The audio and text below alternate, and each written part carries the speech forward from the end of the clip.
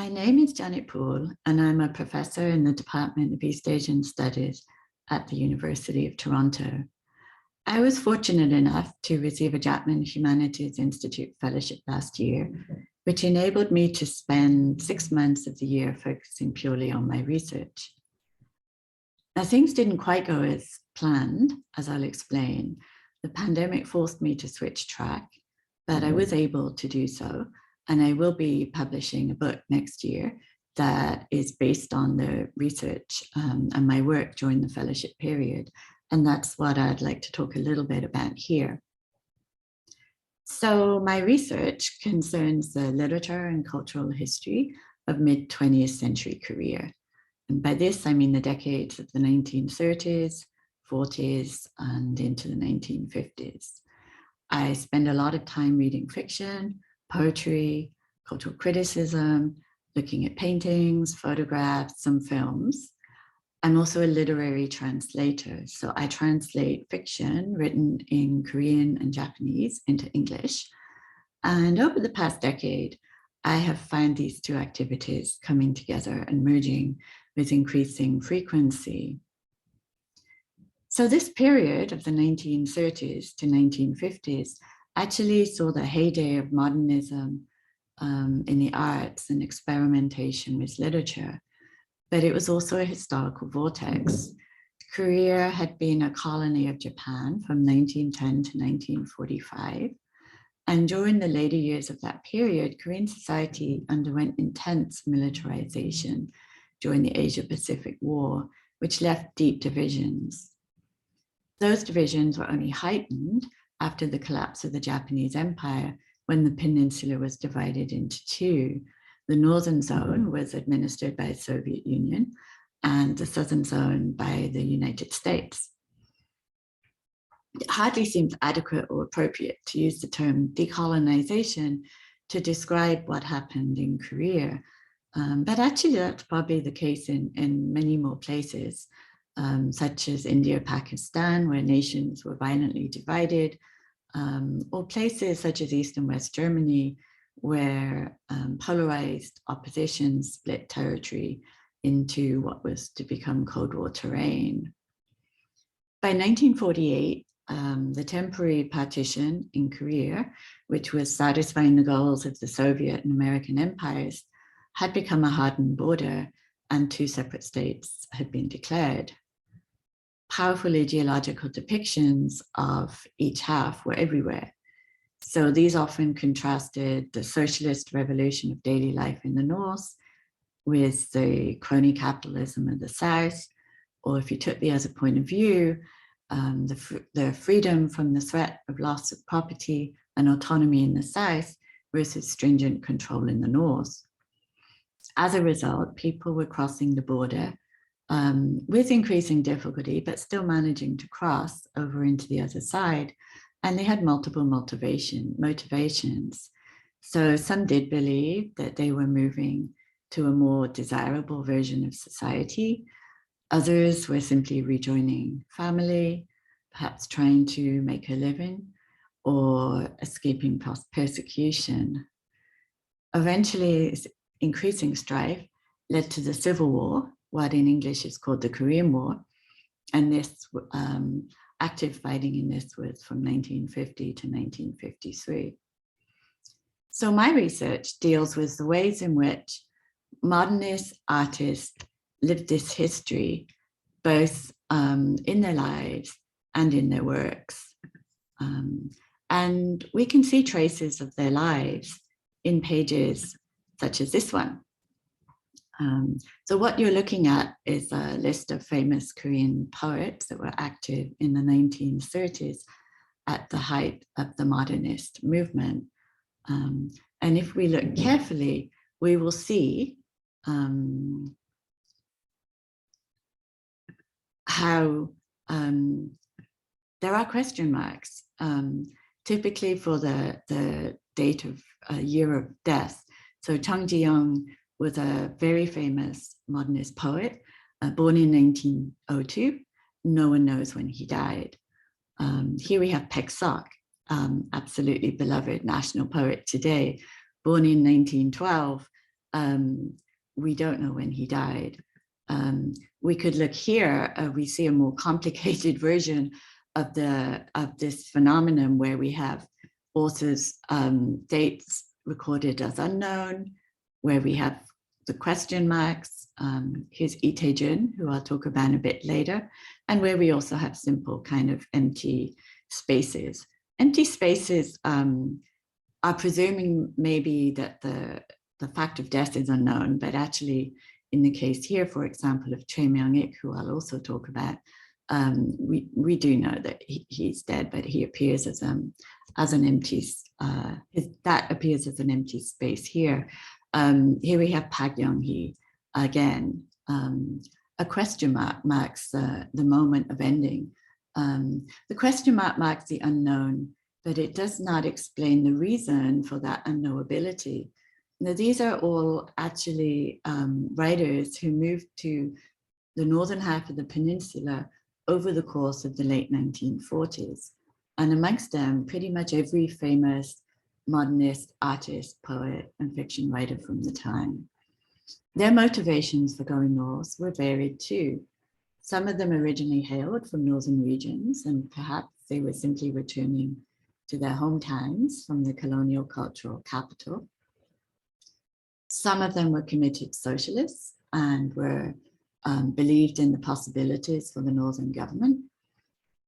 Some of them may have been chased out of town to avoid imprisonment in the South. But then some of them seem surprising, with little known connection to the North, nor avowed dedication to socialist goals. So my original project for my JHI fellowship was a book about the literary dimensions of going north.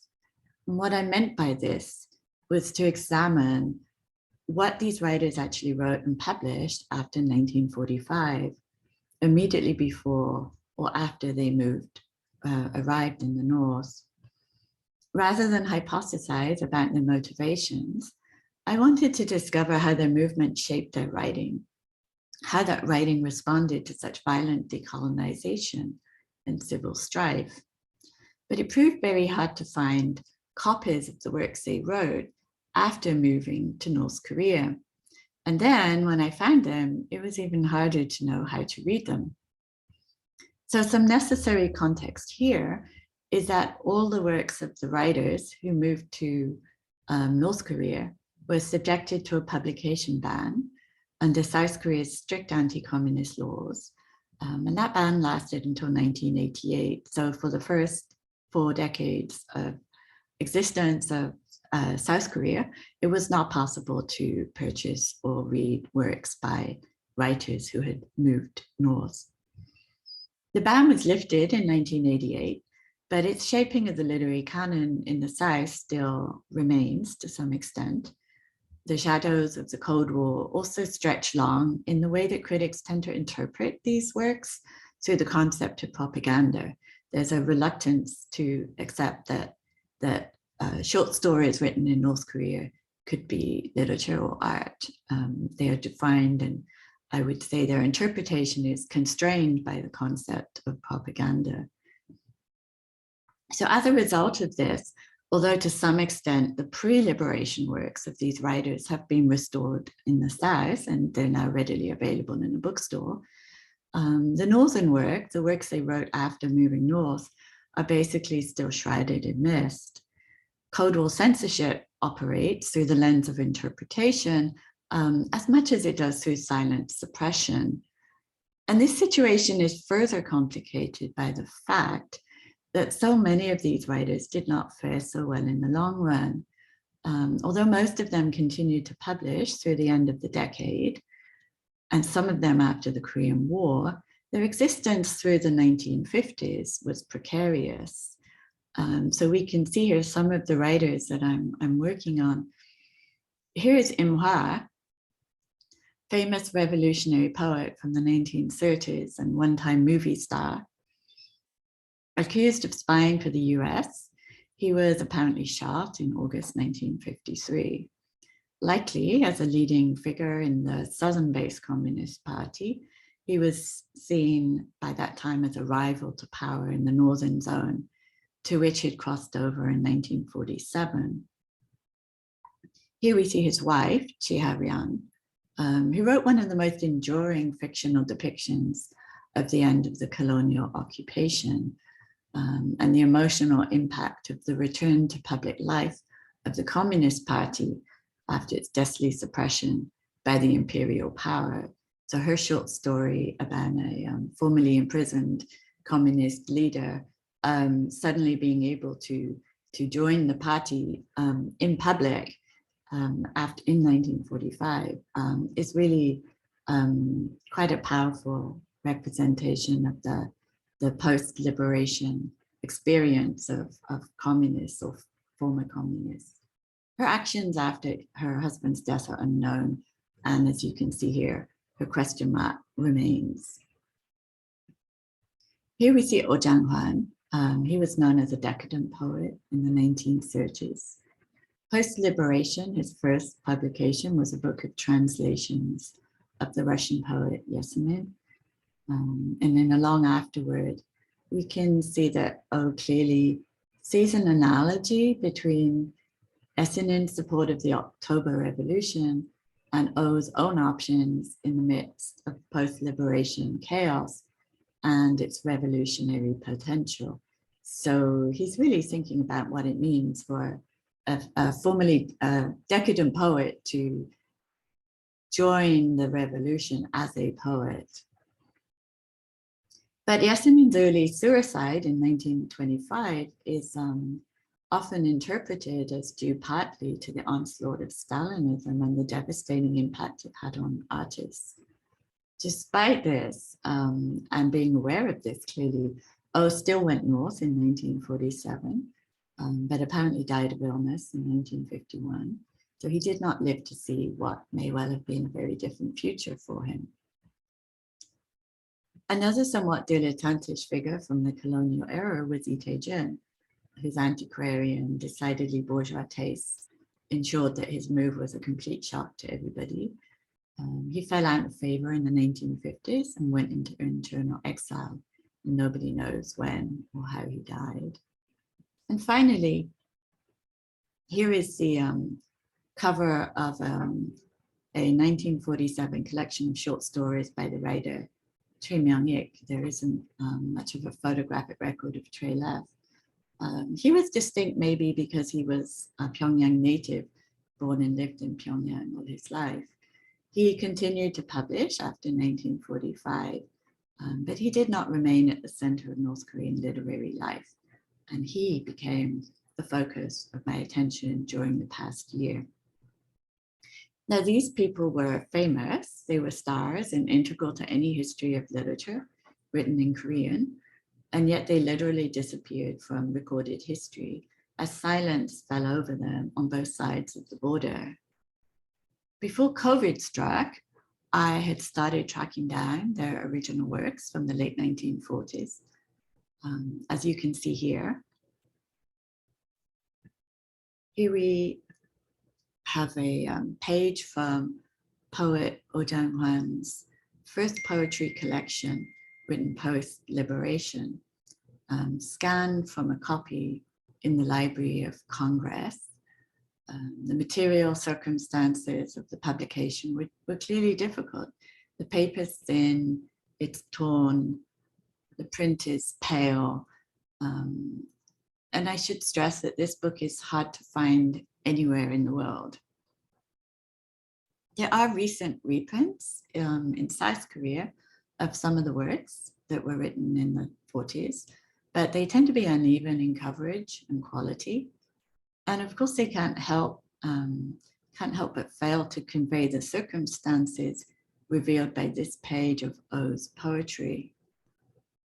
The original published books from that period are dispersed around the world according to patterns of both ideology and random luck.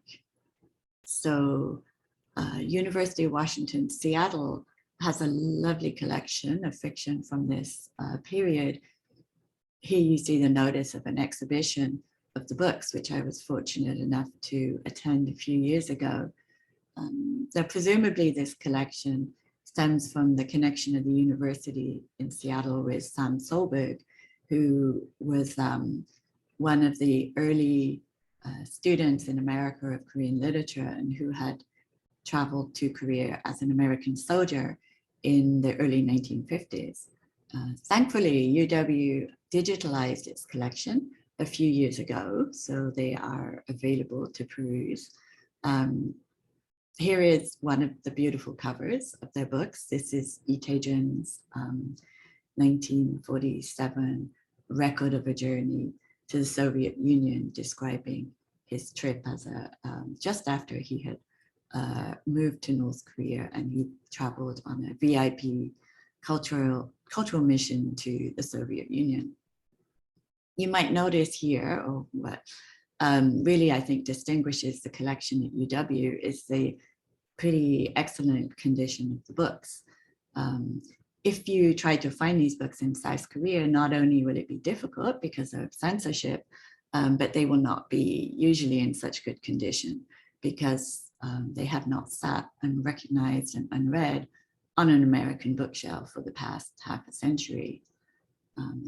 Now, my first glimpse of Choi Myongiks' final short story collection, Kikwansa, or The Engineer, showed up in the Library of SOAS at the University of London, probably because Bill Skilland worked there, and he was for a while the first professor of Korean literature in the Anglophone world.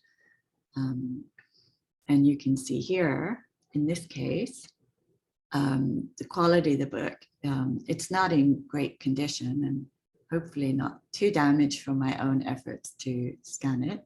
I took great care. But here's the table of contents.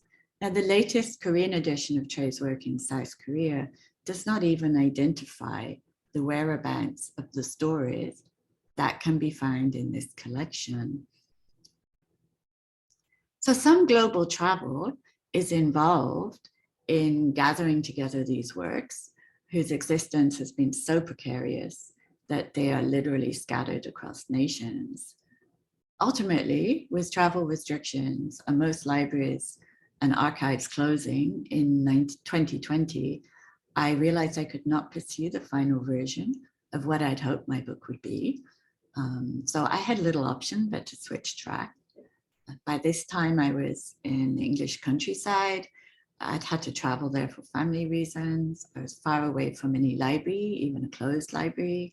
I was far away from my own book collection, which maybe was even worse for me.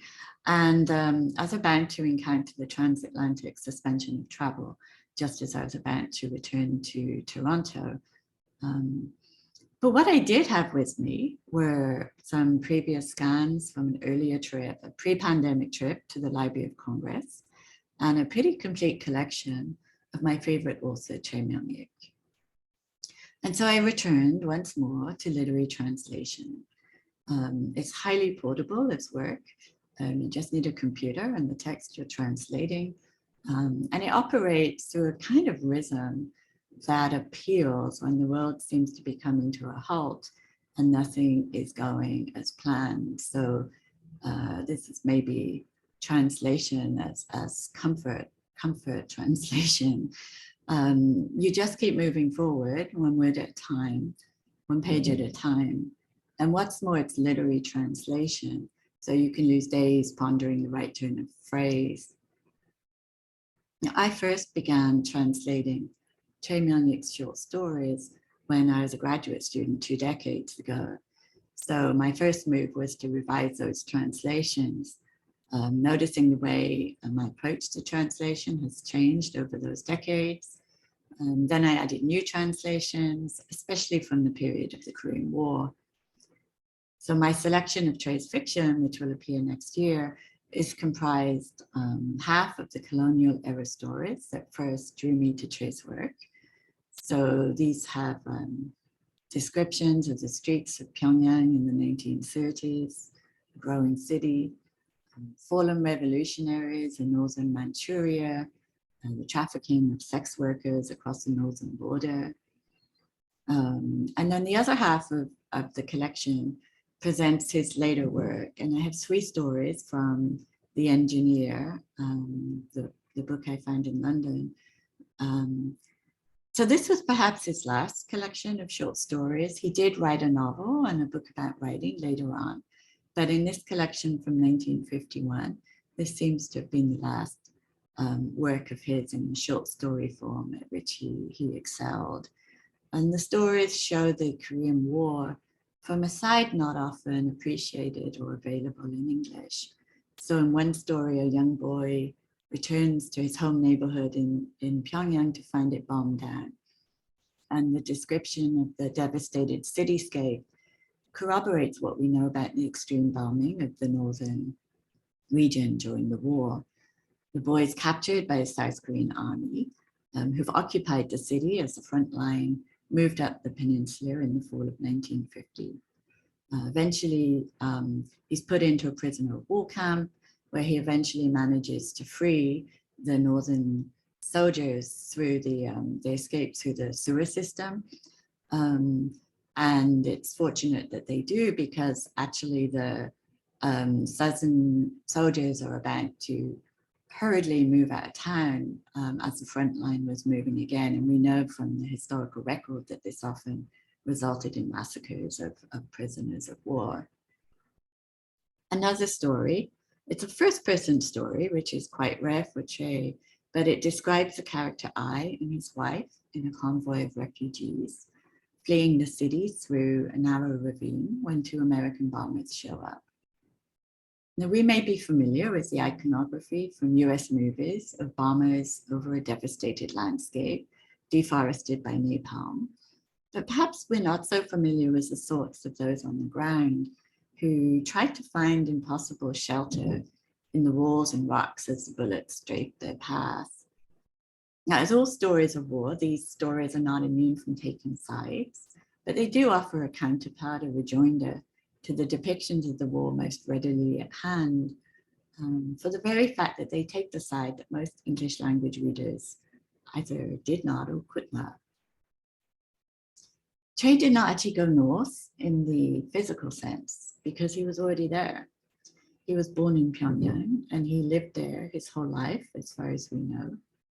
So for him, partition meant moving from a peripheral location vis-a-vis the colonial capital to briefly becoming the prosaic master of the new capital of North Korea.